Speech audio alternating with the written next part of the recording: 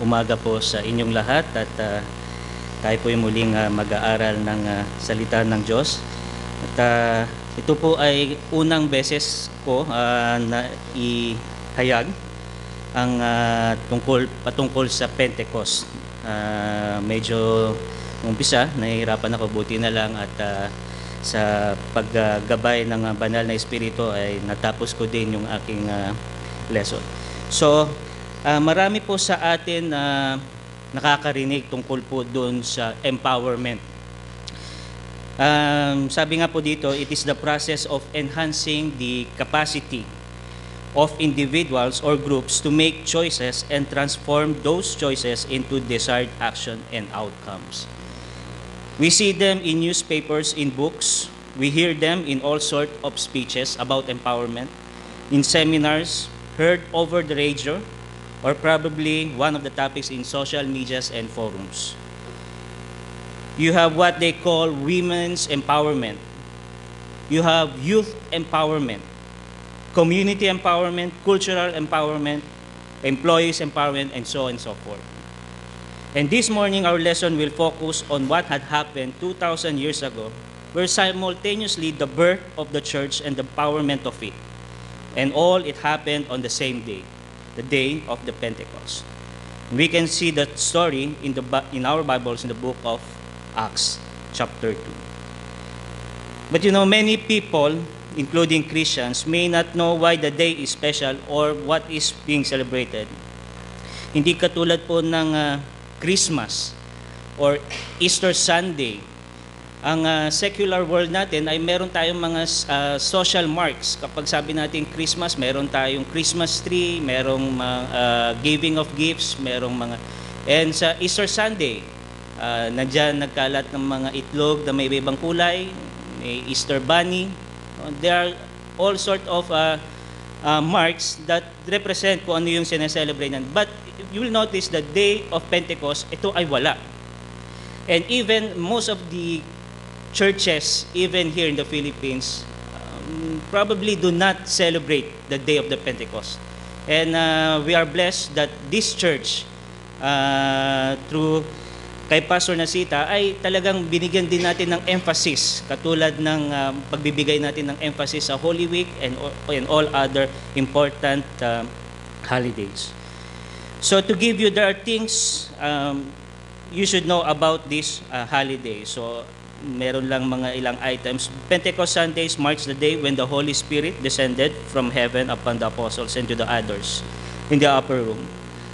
The Pentecost Sunday occurs 50 days after the Passover, and also 10 days after the ascension of Jesus Christ. It is also known that the birthday of the church, and it fulfills the promise to send the Counselor and the Spirit of Truth in John 16, 5-15. The closing of chapter 1 is the ascension of Jesus Christ, and it is the beginning of chapter 2 is the coming of the Holy Spirit. Jesus accomplished his work and went to the Father, and the Father, in response to the perfect work of Christ, sent the Holy Spirit to dwell within the believers. And every one of us in the church is indwelt by Jesus Christ. So if you accepted the Lord Jesus Christ as your personal Savior and Lord, then you will be indwelt by the Holy Spirit. Now, when we're talking about the church, this is not the building itself. We are talking the real church, those who know Christ. We're not talking about those who say they are in the church, and we're talking about the true church, those who know Christ by personal faith. We all possess the Holy Spirit. He lives in us, in each and every one of us. That is the character of the church age, and it's the body of the believers all indwelt by that Spirit. That's what the church is. So if you will notice in Romans 8, verse 9, Paul said, "But ye are not in the flesh, but in the Spirit. If so, be that the Spirit of God dwell in you. Now if any man have not the Spirit of Christ, he is none of his." Because that's what the church is. So every believer possesses the Spirit for instruction, for power, for comfort, for security, and this will the guarantee of our inheritance. The Spirit is in every believer. Now, our Lord promised that this would happen, and it happens here in Acts chapter 2. The church is born, and from then on, every believer at that point of faith in Christ receives the Holy Spirit. And I'll show you on verse chapter 1. Sabi sa chapter, before going on chapter 1, chapter 2 verse 1, on Acts chapter 1 verse 5, it says, "For John truly baptized with water, but ye shall be baptized with the Holy Spirit not many days from now." And we know that he was talking about when he qualified it by saying not many days from now. He was talking about what would happen at Pentecost. That would be 10 days later. Jesus said, "You will be baptized with the Holy Spirit." Now, if you will notice yung word na baptized, you will be baptized with the Holy Spirit. And this chapter 2 talks about three things. It talks about the evidence of the Spirit's coming, the effect of the Spirit, and also the explanation of the Spirit. This is the birth of the church, the fulfillment of the promise of Jesus that you will be baptized with the Holy Spirit. The fulfillment of the promise of Jesus that the Spirit will be in us, both occurring simultaneously at salvation from here on. Pero syempre, nung time na po ng Acts chapter 2, no, kung papansinin niyo, ito po yung 120 believers, mananampalataya na po sila. No? Kaya siguro sasabihin po natin, so ibig ba sabihin, hindi po itinuturo po sa atin na kapag tayo po ay tumanggap sa Panginoon Hesukristo, ay later pa natin matatanggap ang banal na Espiritu. Ito po ay mali.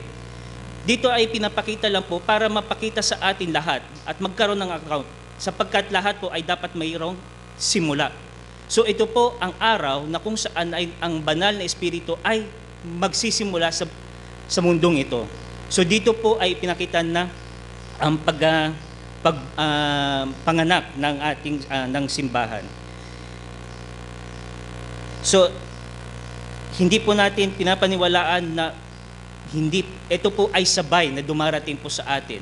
Ang pagtanggap kay Kristo ay ito po ay agad-agad ay tayo ay mapupuspusan ng banal ng Espiritu. Kaya sabi sa Acts chapter 2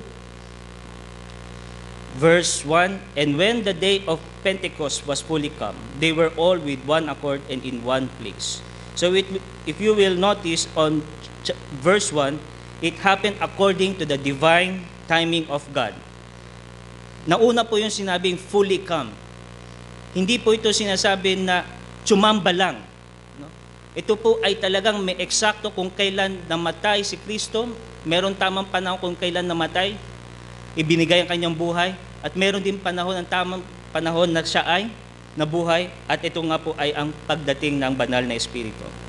This is God's sovereign timetable to work. So hindi po ito dahil ang mga Kristiyano noong time na yon o ang 120 dahil sila ay sumunod at pumunta diretso doon sa upper room at nanalangin, ay doon naisipan ng Panginoon ibigay na ang Holy Spirit sa kanila. Hindi po. Ito po ay merong tamang timing. Not in response to anybody's spiritual activity. It's just so happened that these apostles and the disciples were very ready to accept. And Pentecost signifies the 50th part of a thing. For the Jews, this is very important feast. Sometimes they call it the Feast of Harvest or Feast of Weeks. The Feast of Pentecost celebrates or commemorates the first fruit of wheat harvest. Also, commemorates the giving of Mosaic law 50 days after the Passover. So in verse chapter 2 of Acts, "And suddenly there came around from heaven as of a rushing mighty wind, and it filled all the house where they were sitting." The word suddenly, the church was born without forewarning. It was instantaneous, unexpected. Kaya nga po meron sila siguro 10 days nandoon sila sa loob ng bahay na yon sa upper room, and they don't know when that will happen. Kaya bigla na lang, in an instant, the Holy Spirit came. It does not come in a process of growth or development. No? Hindi ito yung parang kunti-unti na, ayan na, dumarating na. No? Kaya siguro lahat po sila, nagulat sila, kagad may nangyari kakaiba. And also the word, it came from heaven. No, talagang niro-rule out natin na hindi to ay gawa-gawa lang ng tao o kaya gawa ng ating kalaban. God is truly acting and not man nor Satan. The word wind in Scripture is often an emblem of the Holy Spirit. John 3 verse 8. The wind bloweth where it listeth, and thou hearest the sound thereof, but canst not tell whence it cometh, and whither it goeth. So is everyone that is born of the Spirit. But the wind here translate as, in Greek, pnoes, pinos, meaning blast of breath. Same in Acts 17:25. So talagang merong sound, no? No, there is no physical wind but only the sound of it. No, so hindi natin maaaring makarinig ka ng malakas ng bugso ng hangin pero wala kang naramdaman, no? Hindi gumalaw ang ating mga damit, buhok, no? Pero narinig mo 'yon, no? Malakas at doon sa upper room nangyari. And you know, that is the baptism of the Holy Spirit. It is the fulfillment of Acts chapter 1 verse 5. And you know, this is not experiential. It happened in a non-experience sense. Ibig sabihin, this is parang katulad ito ng justification, no? Wherein we declared as righteous by God. Nung dineclare ba tayo ng Panginoon na justified, we are righteous, did you feel anything? Did you experience something? Di ba? Wala. That is parang yung justification is also can be associated with yung sinasabi natin baptism of the Holy Spirit. Kaya nung dumating ang banal na Espiritu, we are that instant, no, na-baptize lahat sila. And also same as the adoption, God making us ones. So these are non-experiential. In 1 Corinthians chapter 12, for us the body is one and hath many members, and all the members of that one body, being many, are one body, so also is Christ. For by one Spirit are we all baptized into one body. So ito yung meaning po kung ano po yung sinasabi na nabaptize po tayo ng banal na Espiritu. Hindi po ito yung baptism of the water. Ito po yung baptism of the Holy Spirit. For by one Spirit are we all baptized into one body, whether we be Jews or Gentiles, whether we be bound or free, and have been all made to drink into one Spirit. It takes a person at salvation and places him in the body of Christ. Yun po yung baptism of the Holy Spirit. The baptism of the Spirit is an act of God, whereby He takes a believer and places him in the body of Christ. This is non-experiential. We don't shout, we don't feel joy, we don't feel good as a result of the baptism of the Spirit. That is a divine act on God's part, whereby placing the Spirit of God in your life, and you are then placed into Christ. So ito po yung positional, no, nilalagay tayo, na ipoposition tayo ng Panginoon. No, hindi man to naiintindihan ng tao, pero ito ay hindi rin to nararamdaman. Pero ito ay sinasabi sa atin ng Panginoon dahil ito ay may katotohanan. So tayo dapat kailangan matanggal yung alinlangan na tayo ba ay ligtas, tayo ba ay nabaptize ng banal na Espiritu, tayo ba ay kabilang sa katawan ni Kristo. Ito ang sinasabi sa atin, no? Ito ay dapat kailangan lang natin tanggapin kung ikaw ay mananampalataya sa Kanya. In Galatians 3:7, for as many of you as have been baptized in Christ have put on Christ. So the baptism of the Spirit then places you into union with Christ in His body at salvation. This is the mystery. The body of Christ is the collective unity of all saints, of which Christ is the head. When you believe in Jesus Christ, you were placed into that unity, that body of Christ. You became one with Christ and one with every other believer. If you're in the body of Christ, you are one with Him. Kaya nga po sa John chapter 17 verse 11, sabi doon, no, ang prayer ng Panginoon, ano sabi niya? And now I am no more in the world, but these are in the world, and I come to thee, Holy Father, keep through thine own name, those whom those has given me, that they may be one. No? Ito yung prayer ng Panginoon na dapat tayo ay maging isa-isa. Even sa verse 21, that they all may be one. So ito po yun na nagkatotoo na itong ng prayer ng nasagot na ang prayer ng Panginoong Jesucristo. At sinasabi dito, Doon nangyari itong lahat doon sa baptism of the Holy Spirit. Acts chapter 2, verse 3.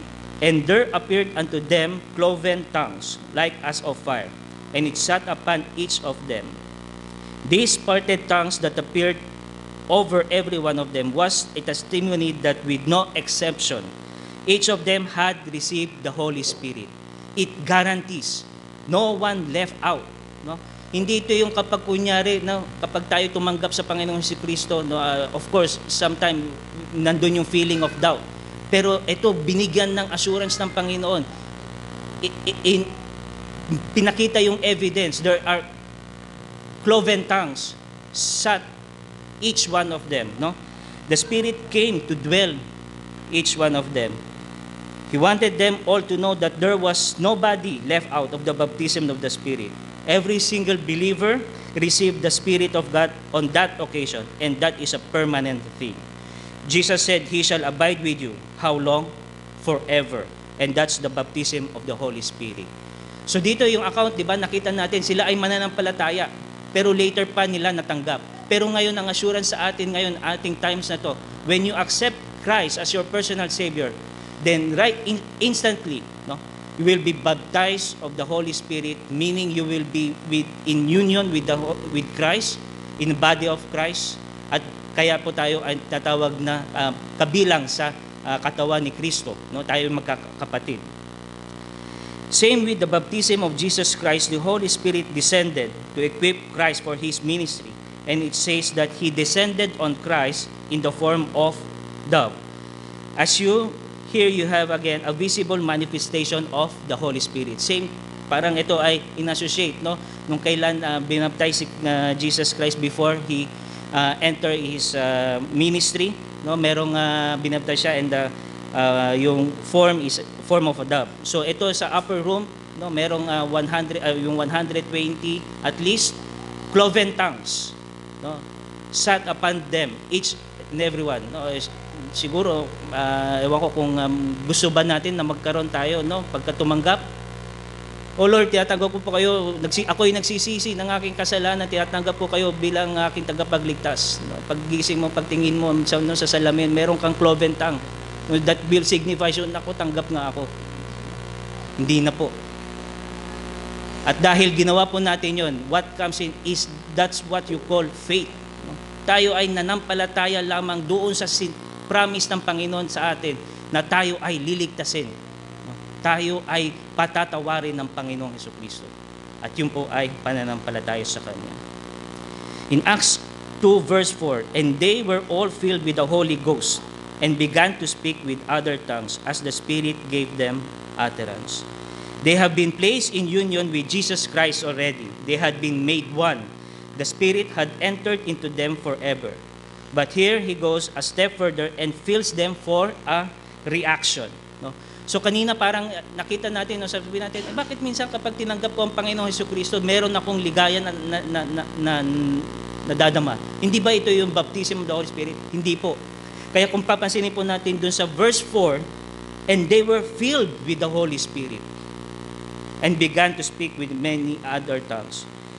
And if you will notice that every time there is a feeling of the Holy Spirit in them, there is a reaction.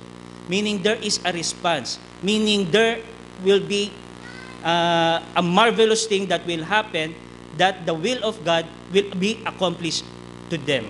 No? And whenever you are feeling, it's always tied with something that happens after that. They were filled with the Spirit, and immediately they began to speak in other languages in the power of the Holy Spirit.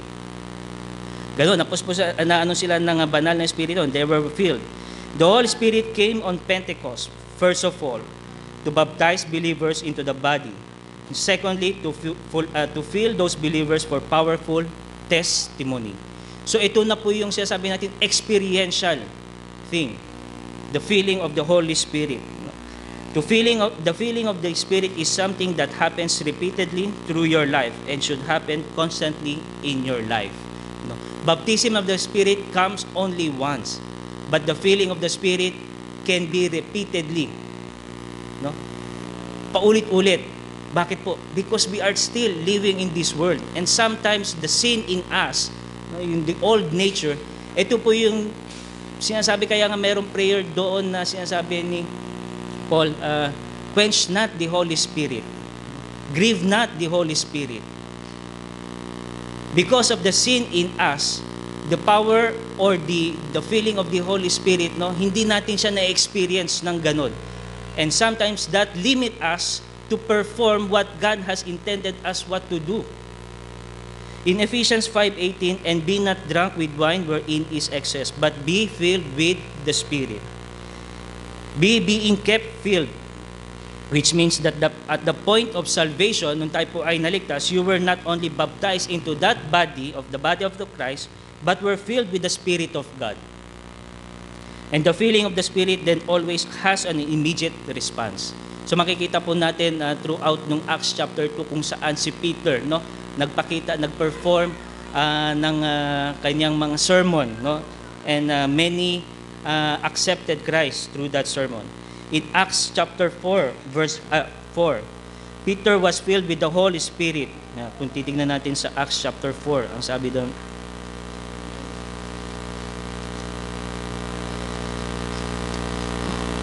verse 4, howbeit many of them which heard the word believed, and the number of men,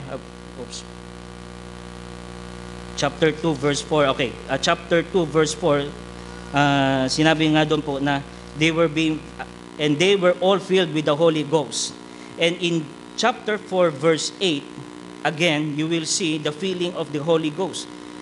Verse 8, chapter 4, at sabi dito, then Peter, filled with the Holy Ghost, said unto them, ye rulers of the people and elders of Israel. Again, there is an encounter, there is another instance na siya ay magpipreach, magsusermon, talking to other people who have not known God. So there is a feeling of the Holy Spirit, and after that there is a response. There's an immediate response. Anytime the feeling comes, there's response that is immediate. It may be joy, it may be love, it may be the right relationship to people in the body. Your wife, your husband, or your mother, your dad, whoever. It may be the proclamation of the gospel. Whatever the Spirit designs to do when He fills you will be done. So ito po yung kagandahan ng tayo po ay napupunuan ng banal na Espiritu, sapagkat ang will ng Panginoong Diyos Ama ang siyang masusunod. This is an experiential thing in terms of ministry. When you get filled with the Holy Spirit, there is power. In Acts chapter 6 verse 5, I will read.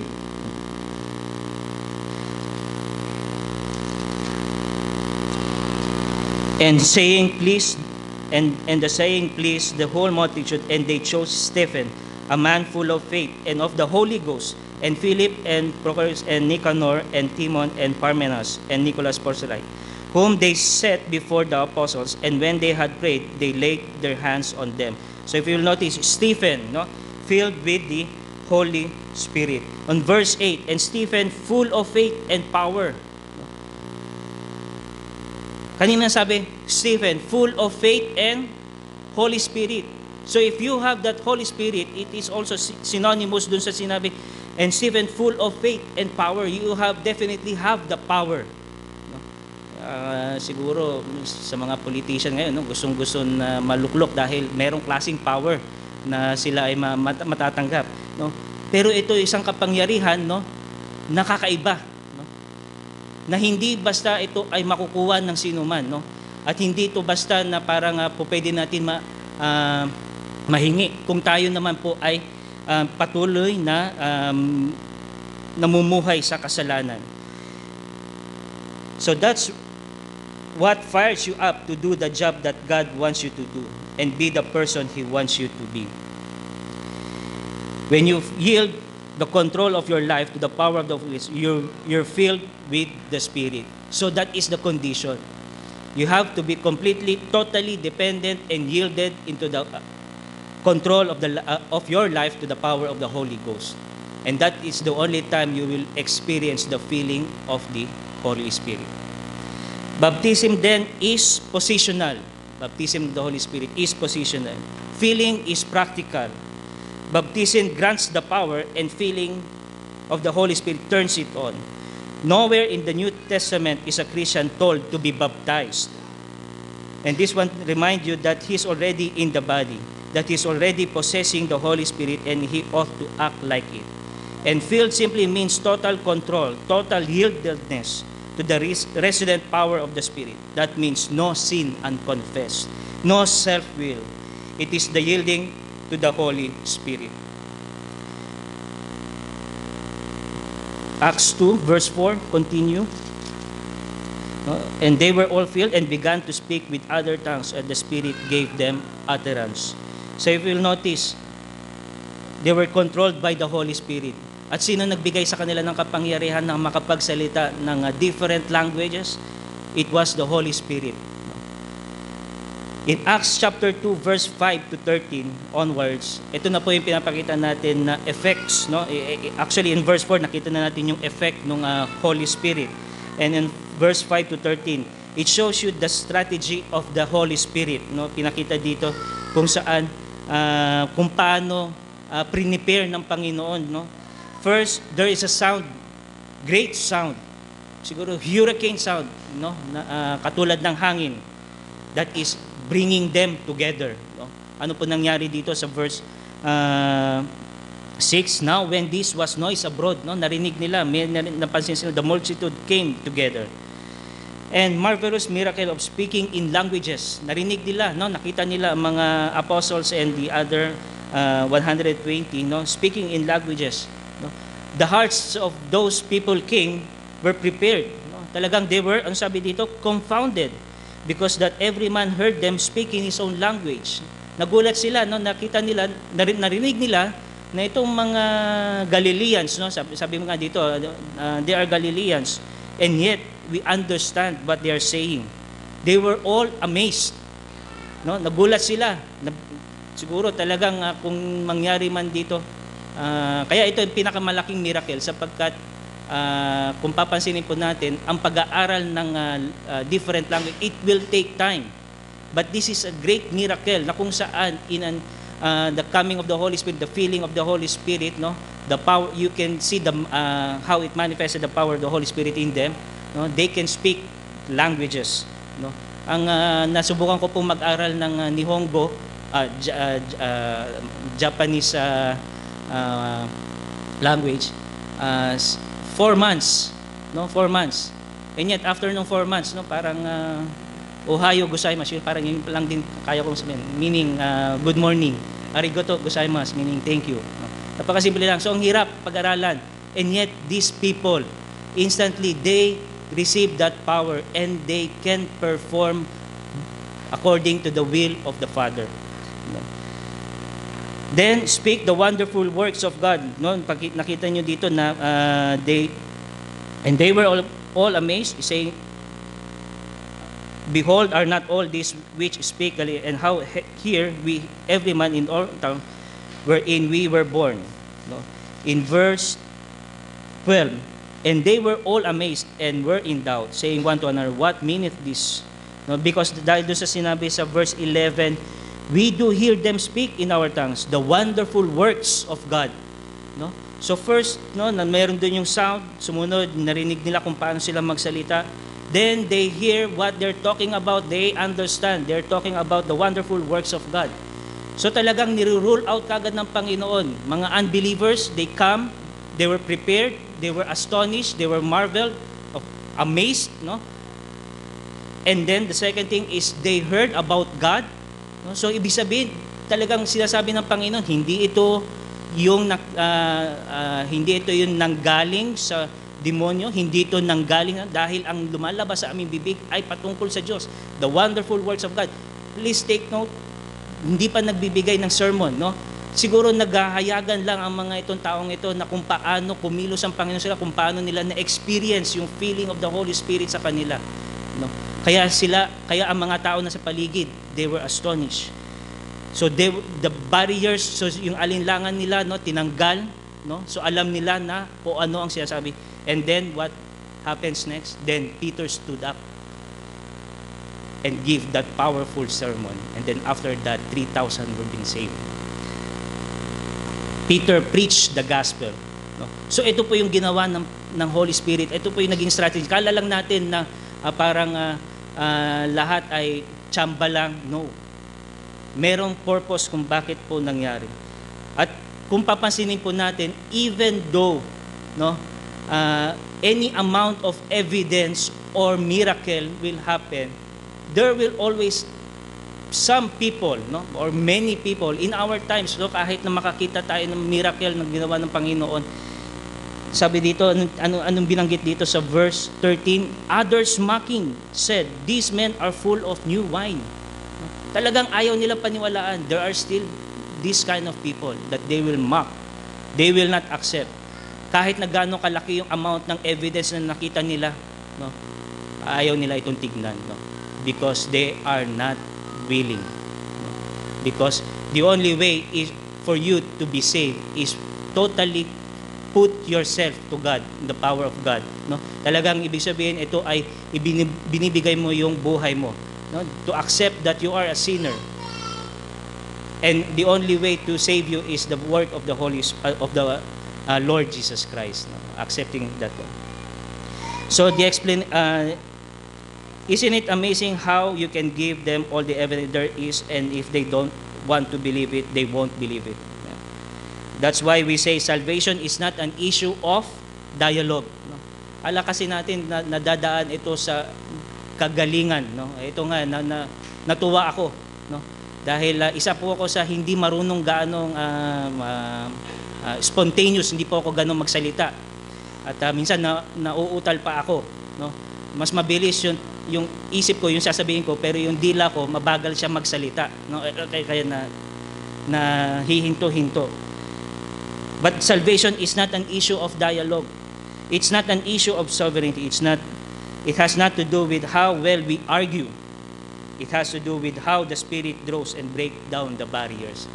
It just has to be you responding to the response of the Holy Spirit. If you want to be an effective Christian, begin where the Bible says to begin. Begin by being kept filled with the Holy Spirit. We know we possess the Holy Spirit. The power is there. We have to turn it on by totally yielded life and then watch God move in all your relationships and through the kind of person you are. Prepare the fertile soil so that when you open your mouth, the seed is ready to be received. So Peter had gotten up to do what he did and preach that sermon. Without the preparation, he would have been stoned on the spot. And so the Spirit of God moved in a marvelous way to prepare the hearing. And so does the Spirit want to work through your life. Totally yielded into Holy Spirit.